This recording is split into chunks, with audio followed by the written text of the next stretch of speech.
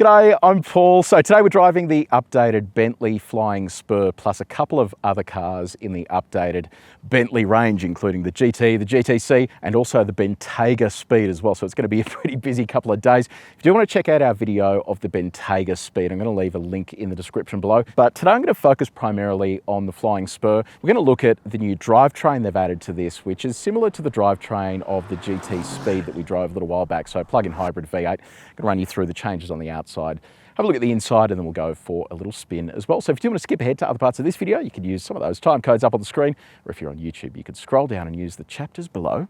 But let's get started. Now, sorry about the quality of this video. I'm shooting all of this on my own. Look at me go.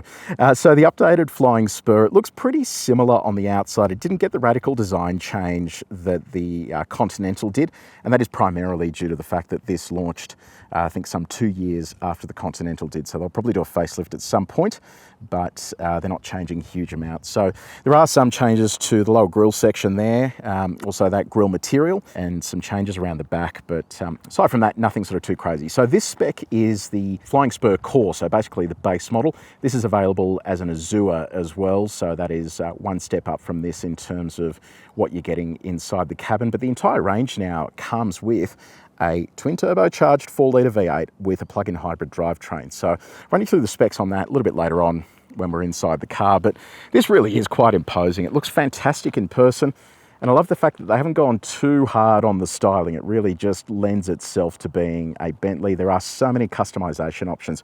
Something like 40 billion options available on the configurator, and that is before you step into Mulliner, which is a spec that's available in this car as well, where you can go to town on specifying it the way that you want. Look at these alloy wheels. They look fantastic. So 22 inches in size. This is, just enormous presence on the road with that machined finish on the outside there.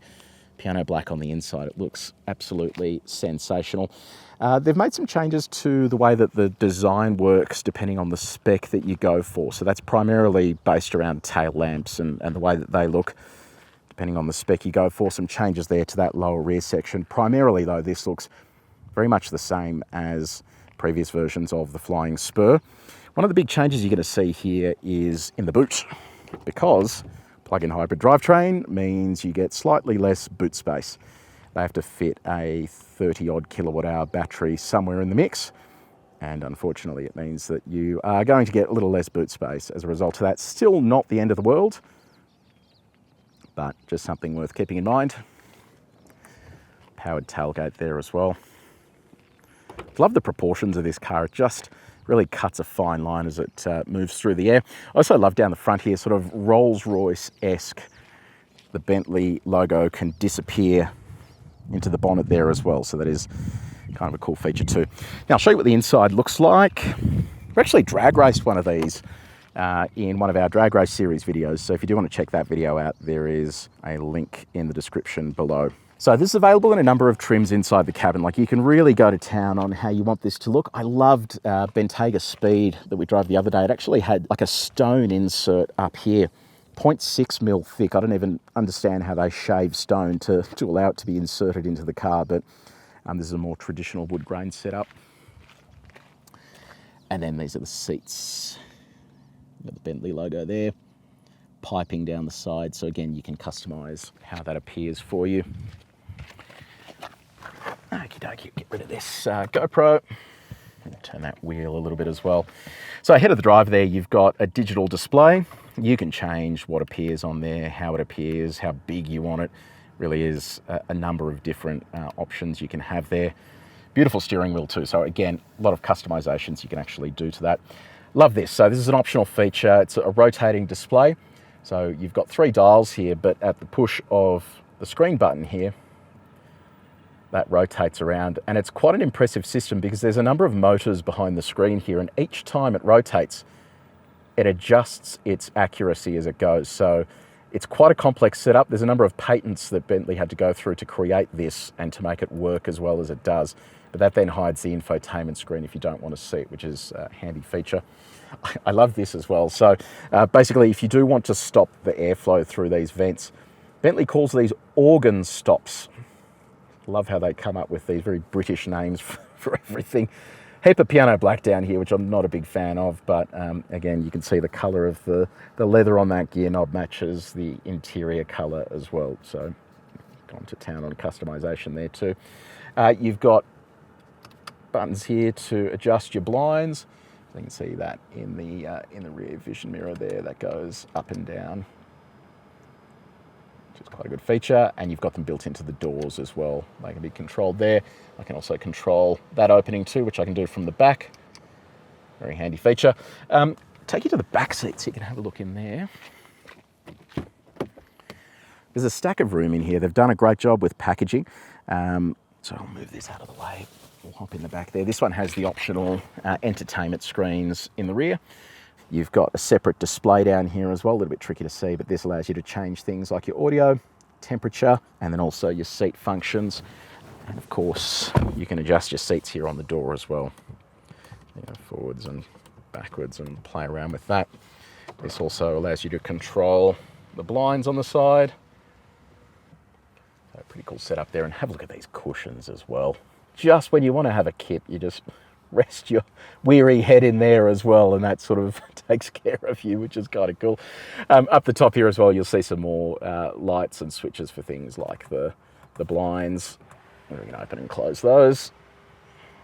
You can either have light on you or no light, whatever you desire, plus some vanity mirrors over here as well to see how beautiful you look. So yeah, that is the inside of the Flying Spur. Quite a beautiful setup, and if you have a look at this compared to something like the Maybach S-Class, I mean, this just feels about 1,000 times nicer, and you know, I think that is what these buttons do. Oh, that's cool. So that drops your thing, which then sort of just crushes your knees. Not the best feature in the world. So yeah, look, I think that this really does feel a lot more luxurious than something like an S-Class, and you know, you are paying the price for it. We don't know pricing yet for the Australian market, but given that this was quite an expensive car to start with, I think you can expect to pay a few dollars, especially when you consider the fact that most people will option a stack of things on these. It's not like they just come from the factory looking like this. You spend a lot of your money on options going up from the base specs. Okay, so it is time to go for a bit of a drive. So turn the car on by pushing this. Being a plug-in hybrid, everything sort of fires up. It starts off in electric when you sort of are defaulted into Bentley mode, and that is just the standard drive mode the vehicle sort of turns on in. You've got Bentley Comfort, Custom and Sport. Now it's interesting, when I drove this car at its launch, the Speed version of the Conti with this new drivetrain, I was pretty impressed with, I guess, just how well integrated everything is. And unlike the Bentayga Speed, which uses a ZF transmission, this one uses a dual clutch. And it's not that bad. Normally dual clutches I'm not a huge fan of, but this one really steps it up in terms of the way that it performs and the way that it responds to your inputs, and the way that it pairs with this plug-in hybrid drivetrain, because again, you run into a lot of issues with dual clutches and just standard transmissions with plug-in hybrid drivetrains, because they have to change gears even when they are in electric mode like it is now. Now let's talk about the battery system before I run you through the internal combustion portion.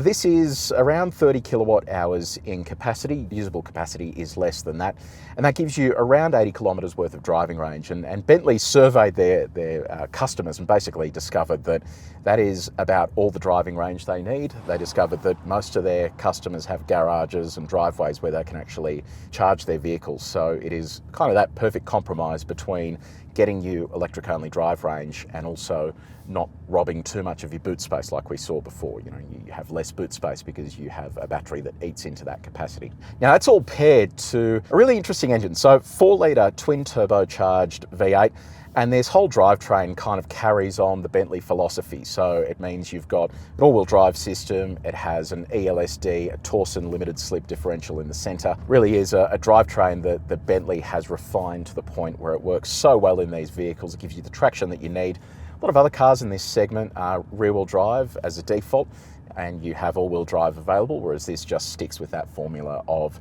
all-wheel drive all the time, and that's about all you need. In terms of the combined power outputs, 500 kilowatts of power, almost 1,000 Newton meters of torque, and this isn't even the Speed version. The Speed version takes it up a notch and really sort of smashes it out of the park there in terms of the figures. So I think it shows you that They've really worked on kind of forgetting about efficiency. Yes, you get efficiency out of these systems because they are, part electric, but ultimately they've gone here for an option that is going to give you explosive performance when you need it and the efficiency when everything is switched off. In terms of the individual components, the electric motor that's sandwiched between the engine and the transmission produces 140 kilowatts of power, and the internal combustion engine alone is just under 400 kilowatts. So they're pretty healthy numbers, and it means that when you are driving on electric only like we are now, you can ease into the throttle and it just picks up and moves really nicely. It doesn't feel sluggish. There are a lot of plug-in hybrids that when they are in electric mode don't really feel like they have enough pick up and go, whereas this just accelerates nice and smoothly and you feel confident that you're able to get that acceleration you need to keep up with traffic and not feel like you are sort of held behind the entire time. You can see the regen kicking in just there as well. As I roll onto the brake, it uses regen plus the friction brakes to slow the vehicle down. It is only when you activate the kickdown switch that it then turns the internal combustion engine on. So that's in Bentley mode, comfort, whichever mode you're in, that is when it does that. So right now, if I just come and sink the boot in, internal combustion engine kicks on and it gives us the explosive pull of that entire package, which is a really good quick setup. There isn't any lag.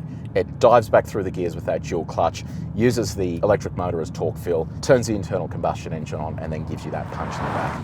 Now, in terms of acceleration, we're talking about 0 to 100 in just under 4 seconds. So for a car that weighs over 2 tons, that is a pretty impressive figure when you think that this isn't really a car that is designed to be crazy fast in terms of acceleration. It is designed first and foremost as a tourer. It is interesting that they've been able to just give it that sort of dual personality where it's nice and comfortable most of the time, and then when you need it to go, it sort of picks up and moves, with incredible pace. And this isn't even the performance version. This is just the base version with a couple of extra trimmings inside the cabin. Now, being a Bentley, ride is important and comfort is important. So I mentioned earlier that the vehicle starts in B mode, but if you do switch it over to comfort mode, that is when the adaptive air suspension is given the command to really soften everything out.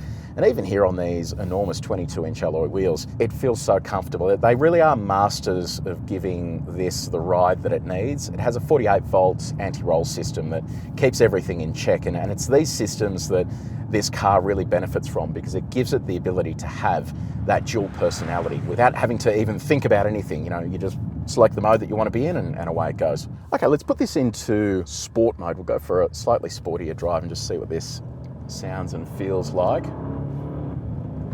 Oh, it's still got that raspy little exhaust note.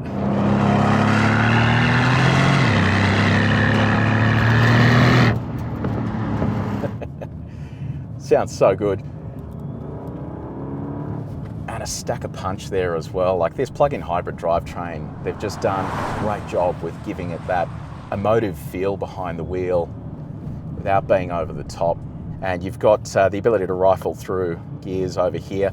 Now, we did drive the Bentayga Speed as well, and while that has the option of the Akrapovic exhaust to give you that sort of menacing snarl, this doesn't have that, but it still sounds loud enough for what it is. It's not over the top, but it's loud enough to give you an idea that this is actually a V8. They haven't completely muted it out, which I think is really important.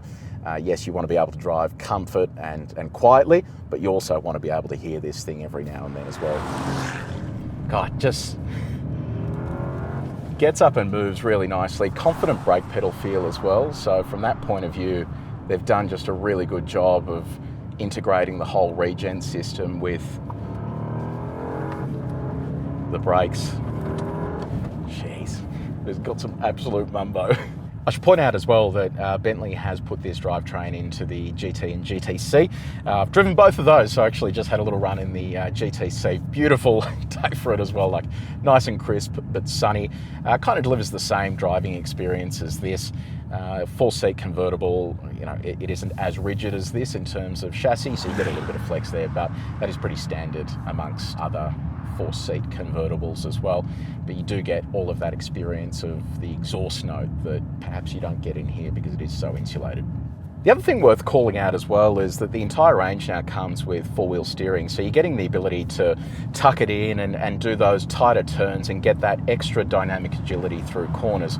without really having to sacrifice all that much. Yes, it adds a bit of weight, but I think the benefits are there in terms of how agile the car becomes. And it's not over the top when you're going through corners. Some cars with overactive four-wheel steering just feel like they're constantly trying to lead the vehicle, whereas this is so subtle that it doesn't really interrupt anything, and you're getting the benefit of being able to do tighter U-turns at lower speed. So Bentley Flying Spur with the plug-in hybrid V8, what do we reckon? Look, I think this is a car that doesn't really compromise anything. You're getting the performance you expect to get out of this. You're also getting efficiency if you do want to drive it without the internal combustion engine switched on. So I think really it is a car that some of its parts just show you that Bentley is focused on still delivering that driving experience without going too overboard with the eco-efficiency stuff. So from that point of view, I'm pretty impressed with it, and I think that they've done an excellent job with it. Now, if you did enjoy this video, please make sure you like it, share it with your mates, and if you haven't done so already, subscribe to the channel, press the bell icon as well. But until next time, take it easy.